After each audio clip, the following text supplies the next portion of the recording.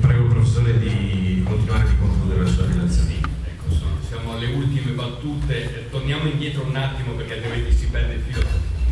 Abbiamo visto che questa centrale, utilizzando i dati, questi sono i dati tali e quali della relazione di chi intende realizzare l'opera. Quindi noi non mettiamo in discussione, come è già stato detto, la validità dei dati che loro indicano.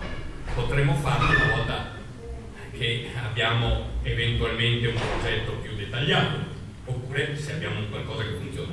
Prendiamo per buoni, e per buoni ovviamente prendiamo il fatto che rispetteranno i limiti di legge, tenendo conto che per loro ammissione ci saranno 60.000 metri cubi l'ora di fumi, che la centrale funzionerà per 7.800 ore l'anno e che per ogni metro cubo, quelli che trovate indicati nell'ultima colonna di quella tabella sono i milligrammi per ogni metro cubo che esce, otteniamo sempre la stessa tabella, ma con a fianco, moltiplicando i 60.000 metri cubi per le 7.800 ore per i milligrammi di ogni componente, in un anno 2,3 tonnellate di polveri, 4,6 tonnellate di composti organici, alcuni dei quali molto pericolosi e cancerogeni, monossido di carbonio, che tutti sapete, se in casa si ha una stufa qualcosa deve stare molto attento perché si muore,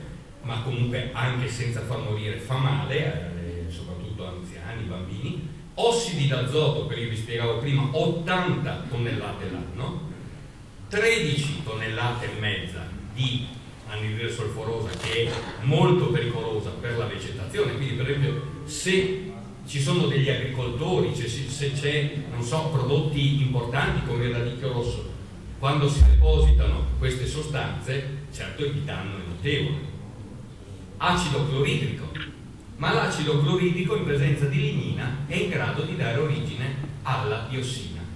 Quant'è il limite che loro indicano? Più basso, dicono, di quello di legge, e ciò nonostante, facendo i calcoli in base a quello che loro dicono, con valori che sono di 0,0001 milligrammi per metro cubo, ma moltiplicato per tutti i metri cubi di un anno, in un anno ottengo 46 grammi.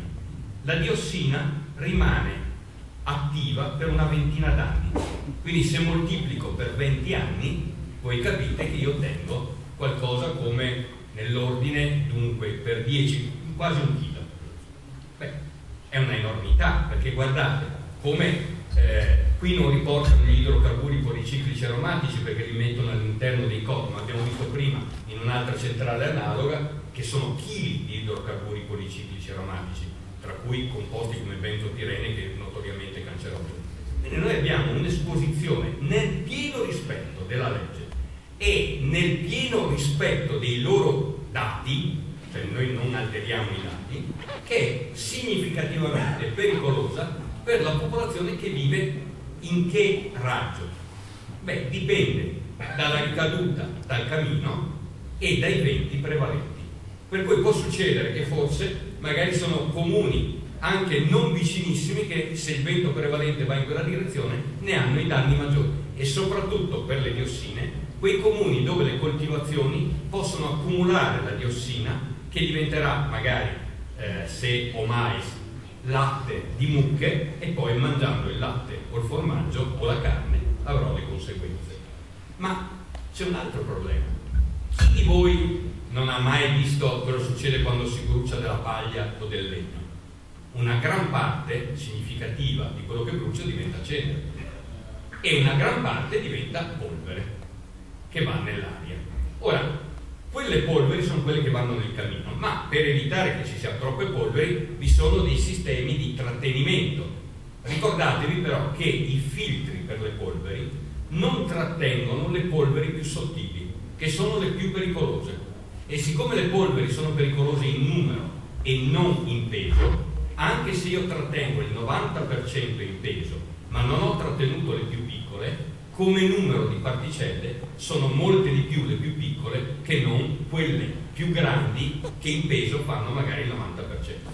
Quindi spesso il 90% trattenuto da un filtro mi riduce il numero in maniera ridicola. Vi do un dato: se io ho le PM10 famose e PM1, essendo volumi, a parità di peso le PM1 sono 1000 volte di più, perché è un volume. Quindi voi capite che se anche io dimezzo il peso, il numero rimane praticamente lo stesso di quelle pericolose. Ecco quindi che conta poco, ma chiaramente se io calcolo che tratteranno con dei filtri e altri sistemi delle polveri, delle ceneri sottili, e ho delle scorie che sono tutte quelle che si accumulano, le parlano loro di scorie, quindi usiamo la loro terminologia, non danno indicazione di dove andranno a finire né quante sono. Ma tutti sappiamo che a seconda del materiale di partenza si va da un 10 a un 30%. In un inceneritore di rifiuti, per esempio, il 25-30% del materiale di partenza diventa ceneri e scorie. Qui può variare, dipende dal materiale, però comunque loro danno per acquisito che avranno un sistema di estrazione delle scorie pari a 600 kg l'ora. Ora io non so con quale frequenza lo useranno, ma se lo usassero per tutte le ore di funzionamento della centrale, il 50% di quello che loro dicono di bruciare, che non ha senso, sarebbero scorie. Probabilmente non useranno, allora le cose non lo useranno in continuo, o comunque i materiali di partenza che prevedono sono di più di quei 60.000 tonnellate indicate. Ma qualunque sia la soluzione, quello che mi pare evidente è che non c'è bisogno di nuove centrali.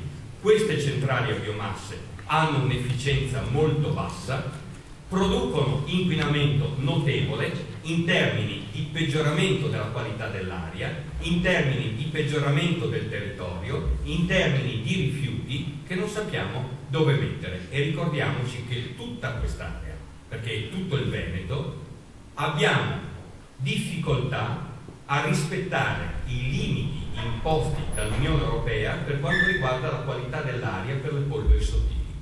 E avendo voi una superstrada vicina, un'autostrada che vi vogliono fare, attività industriali vicine, mettere in più un'altra fonte di polveri, non vedo come sia possibile pensare che questo favorisca il rientro rispetto agli sforamenti attuali, e come quindi si potrà rispettare le indicazioni di legge che dicono che tutti i comuni devono adottare misure idonee a rientrare nei limiti previsti. Se li abbiamo già sforati, io penso che aggiungere inquinamento difficilmente permette di rientrarci.